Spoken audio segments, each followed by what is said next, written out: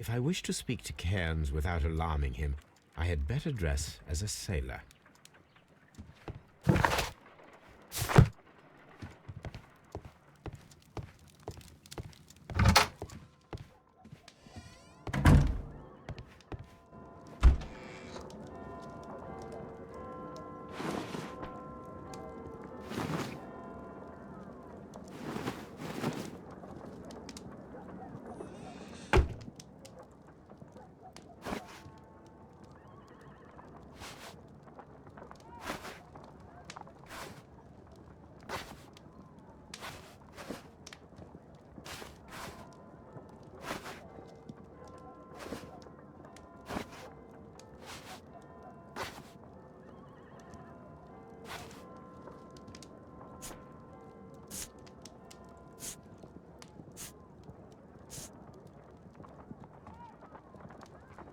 Now I can approach Cairns and see if he recognizes the pouch.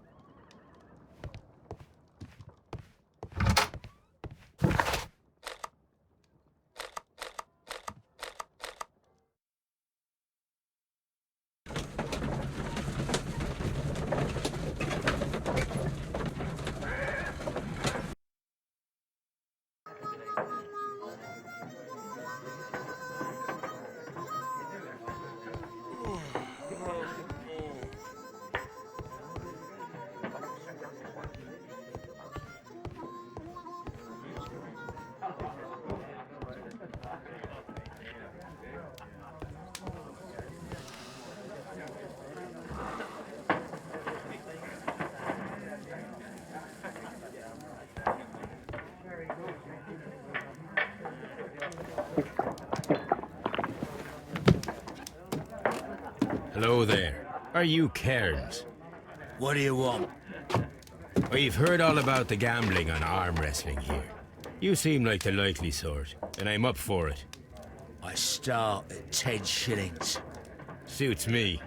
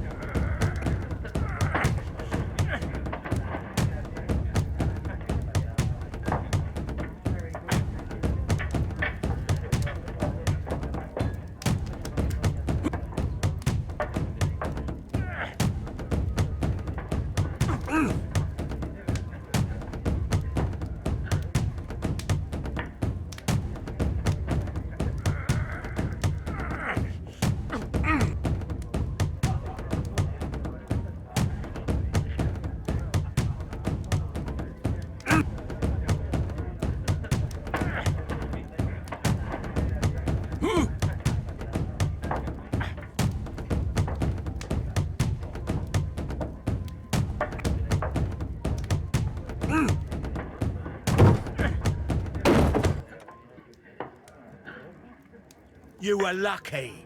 I wasn't focused. Let's go again.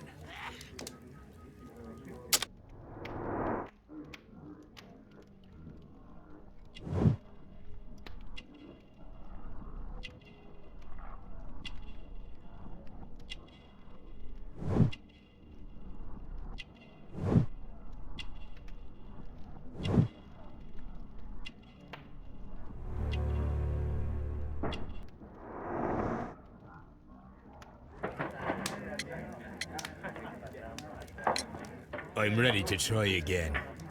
Fine. If you want me to take all your money, no problem with that.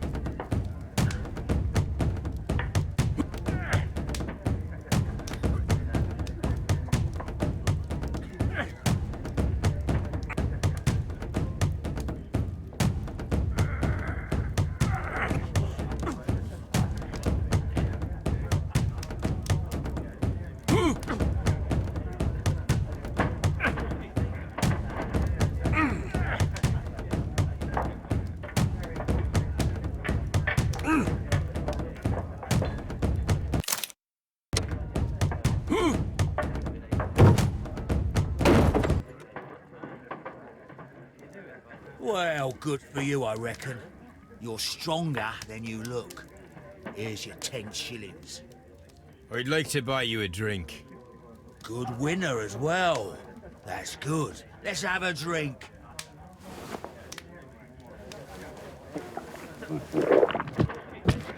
You're a good type. Seems you've managed to settle down in life. You've got money, eh? Not all that much. Oh, well. At least you're not as poor as me. Why do you say poor? You're not working? I'm a harpooner. But you see, the whalers are rare. They don't pay much. So, as a result, find myself arm wrestling to pay for my drink.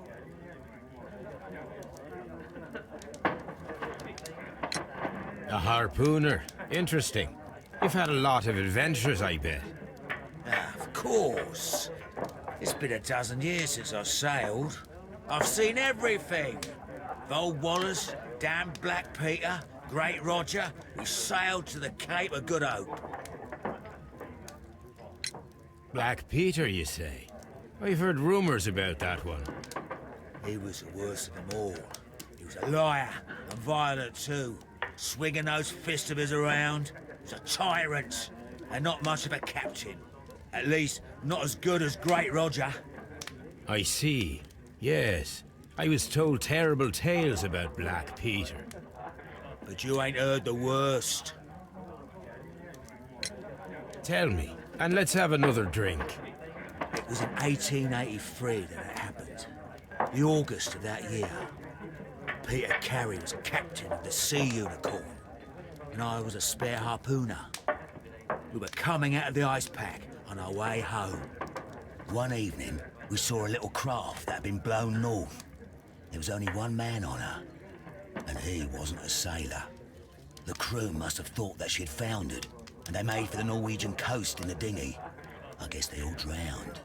We took the man on board. And who was he? I dunno.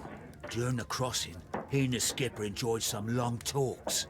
His baggage was just a tin box. That's strange enough. Aye.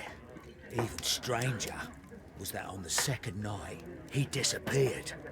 Nobody knew what happened to him. And of course, nobody could ask Black Peter about it. You know what happened, don't you? I do. I saw the skipper tie his heels and push him over the rail in the middle of my watch on that dark night. 2 days before we sighted the Shetland lights. Black Peter's a murderer. Aye. Those that know him wouldn't be surprised to hear it. But all this must stay between us. All right? Of course. Back in a second. I'm off to the Kazi. I'll be here with my drink.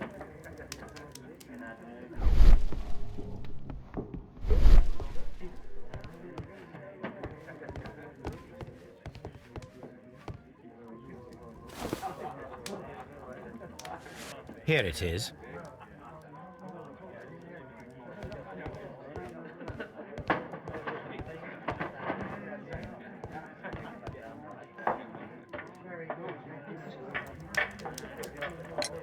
Have you got any tobacco? I've run out of mine. Nah, I lost my pouch. I don't know where. Wait a minute. What's this? Oh, is this your tobacco pouch? Well, oh, it is. Well, I have to go now. I know a captain who's planning an expedition to Cape Cod. Captain Ahab's his name. He commanded the Pequod. He might need good harpooners. I'll tell him about you. Maybe. If you like, aye. I'm done here. It's time to leave.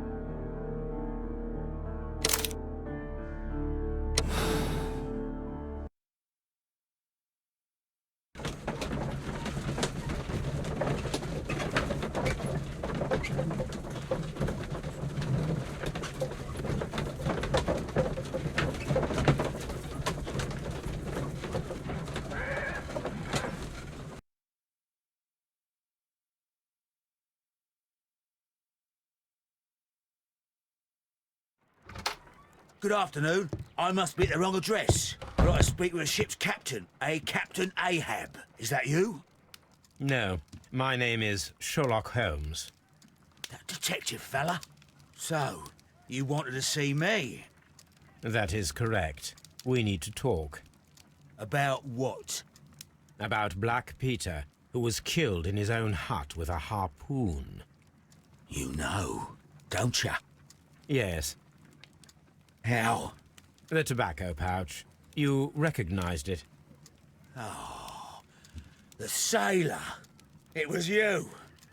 Unbelievable. Well, fine. I confess. But if you really do know everything, you should also know that I didn't want to kill him. He made me do it. I know. Did you know about this story with the bond certificates? Did you need money? Yeah. I just wanted him to cough up a little silver. I'm out of work, and I thought maybe he could help me. Well, he refused outright, and he insulted me. I reminded him I knew all about that murder he committed at sea in 1883. Then he got mad when I spoke about his treasure. I barely just had time to throw the harpoon at him before he could jump at me with his knife. You know the truth. What will you do now? I ask that you return the bond certificates. Keep some of them. You will need them in your exile.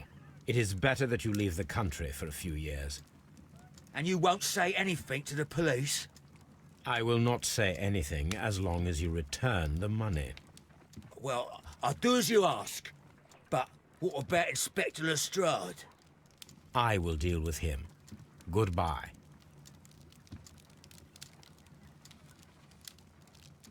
It's good that you asked me to come, Mr. Holmes. We do need to talk. About what? What do you mean? Our case, Mr. Holmes. You sent me a message via your little thug, His name is Wiggins, Inspector. telling me that the case is solved. Well, Mr. Holmes, tell me, who is our murderer and where is he? The morgue. Eh? His name is, or rather was, Pablo Coventrao.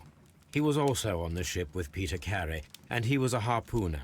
I'll tell you everything, Inspector, but do calm down. Mrs. Hudson will bring us tea and orange cake. Orange cake? You're spoiling me, Mr. Holmes. That's my favourite. Ah, Mr. Holmes. Inspector Lestrade told me that I should thank you for clearing my name. He also said that you were waiting for me here. I came as fast as I could. I cannot thank you enough. It is all because of you that this nightmare is finally over. I believe that this belongs to you. My father's securities. Incredible! But how did you get them? It would take far too long to explain. Tell me. This is extraordinary. You are a genius. Then that may serve as an explanation. Goodbye, Mr. Nelligan, and good luck. Goodbye, Mr. Holmes. And thank you. 1,000 times thank you.